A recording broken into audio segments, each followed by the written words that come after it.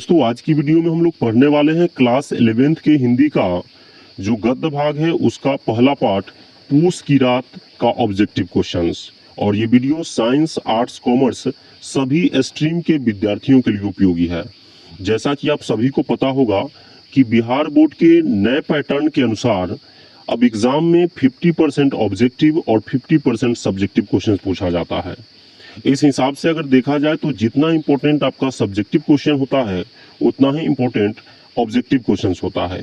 इस चीज को देखते हुए हम लोग आज से ऑब्जेक्टिव क्वेश्चन का एक नया सीरीज स्टार्ट कर रहे हैं और ये वीडियो इस सीरीज का पहला वीडियो है।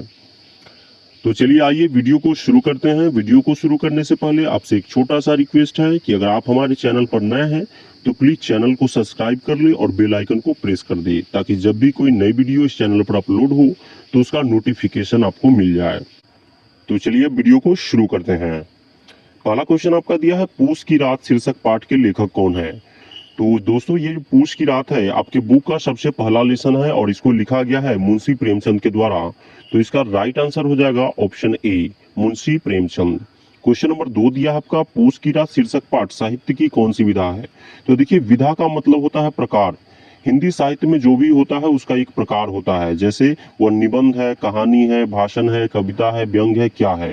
तो ये जो पूस की रात है पूछा जा रहा है कि ये क्या है, तो पूस की रात है कहानी। तो ऑप्शन बी इसका सही जवाब हो जाएगा। क्वेश्चन नंबर 3 में पूछा आपसे मुंशी प्रेमचंद का जन्म कब हुआ था। तो मुंशी प्रेमचंद का जन्म हुआ था 31 जुलाई 1880 को।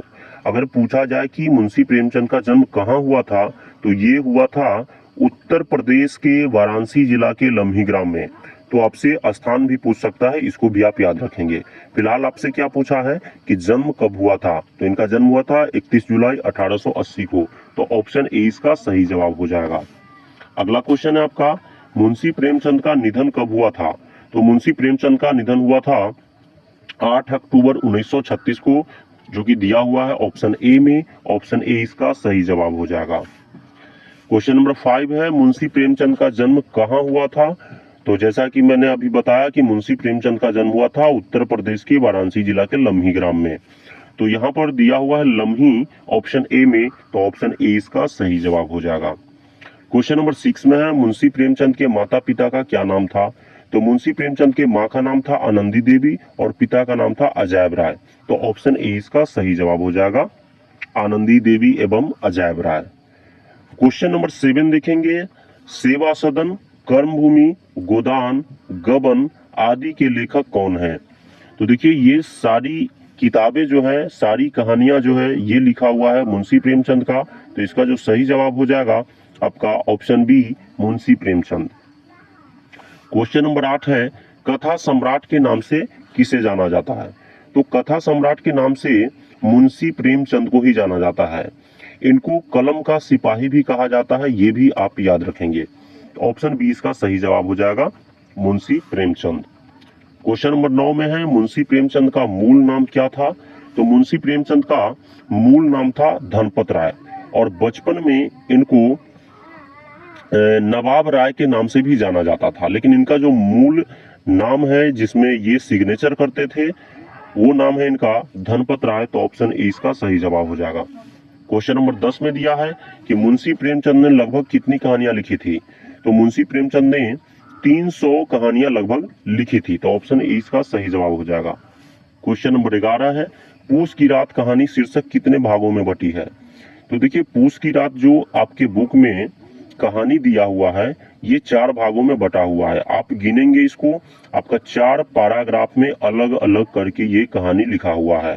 तो इसका जो राइट आंसर हो जाएगा वो है ऑप्शन बी 4।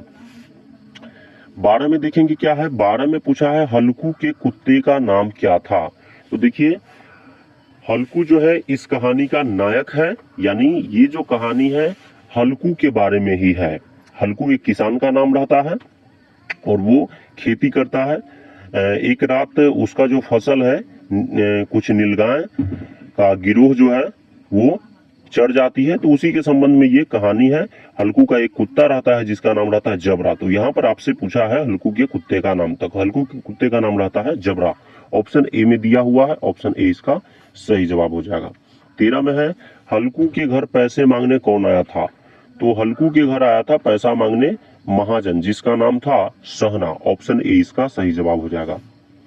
क्वेश्चन नंबर 14 में है हल्कू की पत्नी मुन्नी ने हल्कू के हाथ पर कितने रुपए रखे। तो देखिए हल्कू की पत्नी थी मुन्नी, और मुन्नी जो है वो 3 रुपए जमा की हुई रहती है।